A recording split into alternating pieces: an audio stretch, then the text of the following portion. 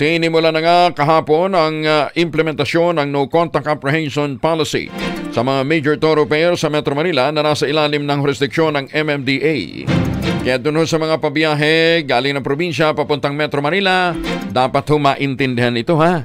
Tiniyak ni MMDA Chairman Attorney Romando Artes, mahigpit nilang i-review ang mga mahuhuli ng CCTV camera at artificial intelligence na mga may paglabag sa batas trapiko. Meron pong automatic review.